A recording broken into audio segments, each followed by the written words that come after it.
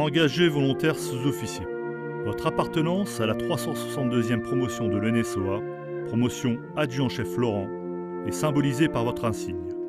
Cet insigne évoque le parcours et les valeurs de votre parrain. Sa forme est celle typique de l'insigne de votre école, l'École nationale des sous-officiers d'active. Le point armé d'un glaive représente votre formation de sous-officier. Le fond bleu représente la couleur de l'arme de l'aviation légère de l'armée de terre. En haut de l'écu apparaît le brevet de pilote de l'ALAT, brevet obtenu par votre parrain le 9 juillet 1956. En dessous, la médaille de l'aéronautique, décoration reçue par votre parrain le 20 février 1969. Au centre, l'insigne du peloton mix avion-hélicoptère de la 13e division d'infanterie, peloton où il obtient 3 citations. En bas, l'étoile d'éclaireur de montagne du 22e bataillon de chasseurs alpins qui lui est attribuée le 17 août 1963 pour son acte de courage en montagne. La Légion d'honneur orne le côté droit de l'insigne et le ruban de la médaille militaire le côté gauche. Le nom, adjudant-chef Laurent, venant s'y inscrire en capitale noire.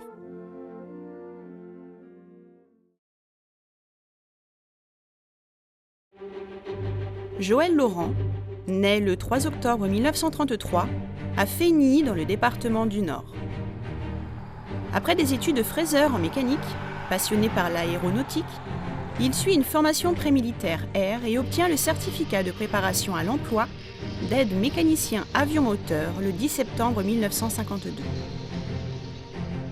Le 20 octobre 1953, il s'engage pour 2 ans au titre du groupe aérien d'observation d'artillerie numéro 1 à Nancy.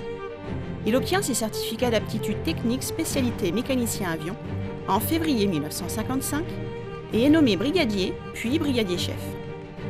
Travailleur rigoureux, remarqué pour ses compétences, il est promu au grade de maréchal des logis au 1er décembre. Son rêve est de voler et de conduire ses machines qu'il entretient et répare. À force de travail, il est sélectionné pour suivre le stage de pilote à l'école de spécialisation de l'aviation légère d'observation d'artillerie à Mayence et obtient son brevet de pilote d'ALAT le 9 juillet 1956. Alors que l'Algérie s'enfonce dans la guerre d'indépendance, Joël débarque à Oran le 18 septembre 1956 et rejoint le peloton d'ALAT de la 13e division d'infanterie basée à Sidi Bel Abbès. Le 8 décembre, il épouse Paulette. De cette union naîtront 6 enfants. Rapidement confronté à la réalité du conflit, il multiplie les missions de reconnaissance et d'observation. Joël se montre particulièrement efficace au cours de nombreuses opérations et est cité à l'ordre de la brigade avec attribution de la Croix de la valeur militaire le 13 octobre 1957. Au 1er février 1958, il sert au peloton mix avion-hélicoptère de la 13e division d'infanterie. Pilote calme et courageux, Joël est nommé maréchal des logis-chefs le 1er avril 1958. Il se signale à nouveau au cours de diverses opérations dans les djebels Khelifia et de Sandel. En guidant la chasse et l'artillerie, il met hors d'état de nuire nombre de rebelles et permet la récupération d'armements. Pour la bravoure dont il a fait preuve, il obtient la Croix de la valeur militaire avec étoile d'argent le 2 juin 1958. Il est surnommé l'acrobate par ses pairs pour son talent et sa virtuosité de pilotage, ce qui lui sauvera la vie le 11 septembre 1958 dans le djebel Assès où son appareil est touché par les tirs de rebelles. Il parvient alors à parfaitement maîtriser son avion. Dans une insécurité régnante, il place en permanence son appareil dans les conditions idéales pour son observateur malgré le feu adverse, permettant au sol d'enregistrer de nombreux résultats positifs. Désireux d'étendre son champ de compétences, le maréchal des logis-chefs Laurent part en stage de transformation à l'École supérieure de l'aviation légère de l'armée de terre à Dax du 9 février au 4 juin 1959 et obtient l'extension de son brevet de pilote d'avion à celui de pilote d'hélicoptère. Le 1er août 1960, Joël est cité à l'ordre du corps d'armée avec attribution de la Croix de la valeur militaire et totalise 650 heures de vol opérationnel depuis sa dernière citation. Rapidement, il maîtrise le pilotage de l'hélicoptère de type Jean, aussi bien que le pilotage de son avion, et participe à de nombreuses missions.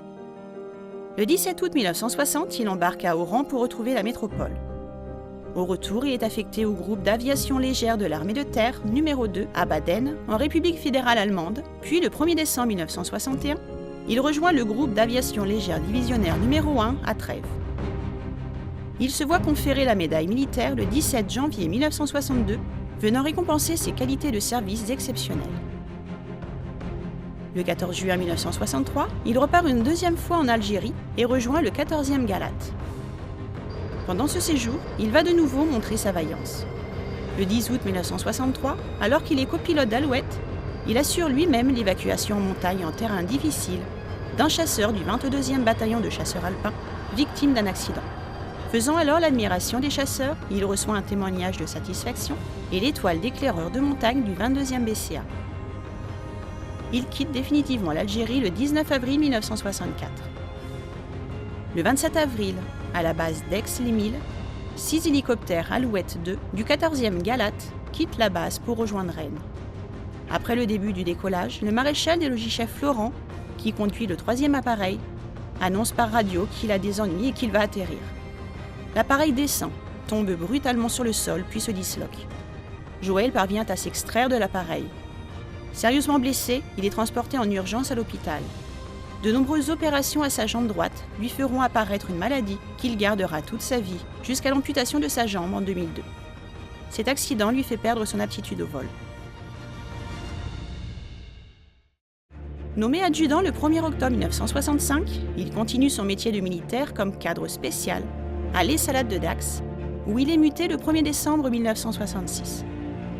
Le 20 février 1969, il est décoré de la médaille de l'aéronautique et est nommé adjudant-chef l'année suivante.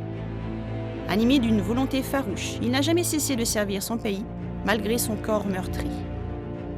Ceinture noire, titulaire du brevet d'état d'animateur du judo, animé d'un esprit combatif et s'appuyant sur ses qualités de chef, c'est naturellement qu'il s'investit auprès des jeunes générations.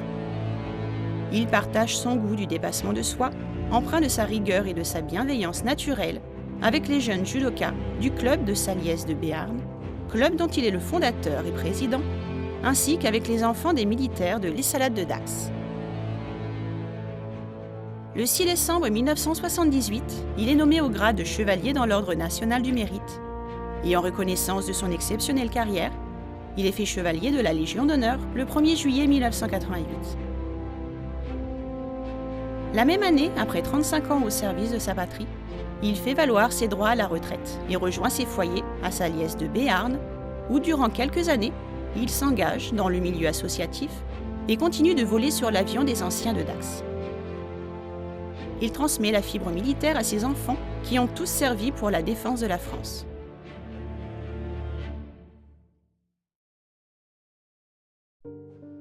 Le 7 octobre 2019, l'adjudant-chef Florent s'envole à l'âge de 86 ans, certainement du syndrome du cœur brisé, accompagnant son épouse décédée la veille.